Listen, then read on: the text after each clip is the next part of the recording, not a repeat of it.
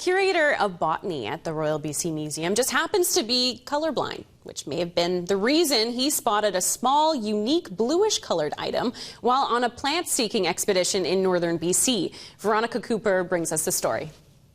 Since 2002, we've been sampling alpine plants all over northern British Columbia, and in 2013, by chance, we brought the paleontology collection manager, Marr along with us. I'm always looking down at the ground because alpine plants are tiny, and as I was walking along this ridge and the Spatzizi Plateau, something caught my eye, and it was this object, but it turns out it's a dinosaur tooth. This really incredible tyrannosaur tooth, so a tooth from a meat-eating dinosaur related to Tyrannosaurus rex.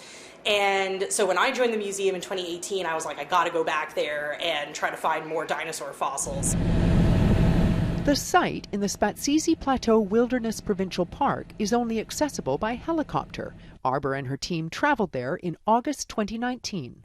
We spent about 4 days at the spot where Ken had originally found the theropod tooth, but didn't really find too much more other than fossil wood and lots of rocks. So we switched to the second site that they had found a couple of dinosaur bones in 2013, and within a couple of hours we had started to find all kinds of dinosaur bones all over this hill full of rubble and boulders. We have what might be a bone. A lot of the bones were in really big boulders that were just too big to collect, but we did see things like a big dinosaur rib. We were able to bring back a couple of smaller pieces like this one, so the bone is really interesting. It has this very white color instead of the brown or sort of gray that I'm used to in other places. We actually aren't 100% sure what exactly this is or what it's from.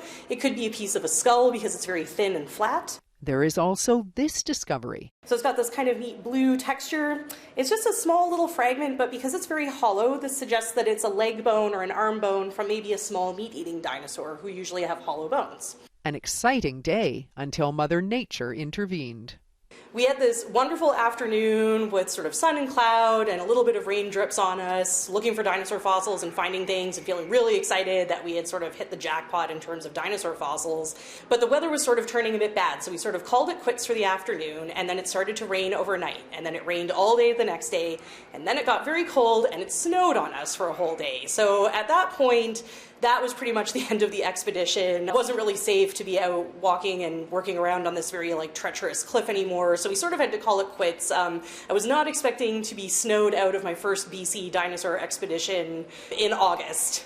The pandemic has kiboshed any plans to return this summer. Both for health reasons and safety of the communities we'd be traveling through, but I'm really excited to get a chance to go back the next time it's safe to do so. I thought it might have been a tooth, just because it was kind of pointy, but I don't think that's what it is anymore.